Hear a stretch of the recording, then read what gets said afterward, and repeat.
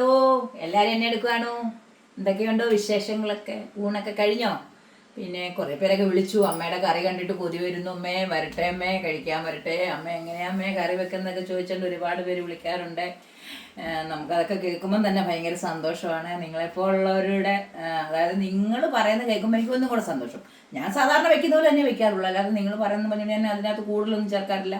ഞാൻ വെക്കുന്ന പോലെ തന്നെ വെക്കാറുള്ളൂ. എൻ്റെ കറിയും കാര്യങ്ങളൊക്കെ തന്നെ ഇങ്ങനെയൊക്കെ തന്നെയാണ്. പിന്നെ പിന്നെ ഒരു കാര്യം പറയണ്ടേ, എൻ്റെ മോനെ അവൻ ഭയങ്കര വണ്ടി പ്രാന്തൻ എന്ന് പറയാം. വണ്ടിയാ. അന്നേരം പറഞ്ഞു, മോനെ ഇതിനകത്ത് പാടാൻ നീയും കൂടെ വന്ന് നമ്മളോട് സംസാരിക്കാൻ നമ്മളെല്ലാവരും വേണ്ട.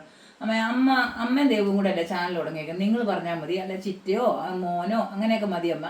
ഞാൻ തന്നെ ഒരു ചാനൽ തുടങ്ങുക വണ്ടിയുടെ എന്ന് പറഞ്ഞുകൊണ്ട് ഒരു ചാനൽ തുടങ്ങി എന്ന് പറയും. പേരൊന്നും എനിക്ക് അറിയത്തില്ല. Wheels and vibes. എന്തുവാ? Wheels and vibes. അത് ഞാൻ പറഞ്ഞു വരുമ്പോൾ ഞാനത് പറയുന്നത് ദേവു അതേ കുറിച്ച് പറഞ്ഞിട്ട് അത് ഇട്ട് തരുകയൊക്കെ ചെയ്യും. ഞാനതിൽ ഡിസ്ക്രിപ്ഷൻ ബോക്സിൽ കൊടുക്കാം. വണ്ടിപരമായ കാര്യങ്ങളെ പറ്റിയാണ് പുള്ളി ഇഷ്ടം. അതുമായിട്ട് ബന്ധപ്പെട്ടിട്ടുള്ള യാത്രകള്, വണ്ടിയുടെ റിവ്യൂസ്, അതൊക്കെയാണ്. കേട്ടാ അങ്ങ് ഇതായി വരുന്നത്. പിന്നെ അവൻ കാർ എടുക്കാൻ തന്നെ കാരണം ഇവിടെ ആർക്കൊരു അസുഖം വന്നാല് നമുക്കൊന്ന് ഓടിപ്പോരാ. അതിനാകും പറഞ്ഞിട്ട് അമ്മ അതിനു വേണ്ടി തന്നെ ഞാൻ എടുത്തേ.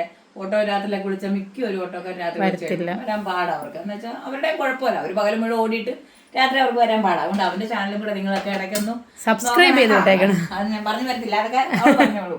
നമുക്ക് ചോറുണ്ടേക്കാം. അവൾക്ക് പോകണ്ടല്ലേ. നമുക്ക് കുഞ്ഞാപ്പി എഴുന്നേറ്റ അവിടെ നിൽപ്പുണ്ട്. അനിയത്തി വന്നിട്ടുണ്ട്. അവളുള്ളതുകൊണ്ട് രാവിലെ എന്നിച്ച് തേങ്ങ, നമുക്ക് 2-3 തേങ്ങ ഇച്ചിരിച്ച് തേങ്ങ ഉണ്ടായിരുന്നു.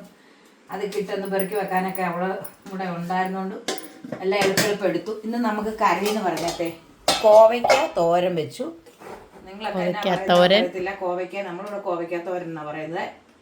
പിന്നെ വേറെ എന്താന്ന് വെച്ചാൽ ഇന്നലെ ബീഫ് ഉണ്ടായിരുന്നു. അത് ഞാൻ നല്ല വരട്ടി എടുത്തു. അങ്ങ് അല്ലാതിരിക്കാണല്ലോ വിചാരിച്ചാൽ അത് നല്ലോണം അത് വരട്ടി എടുത്തു.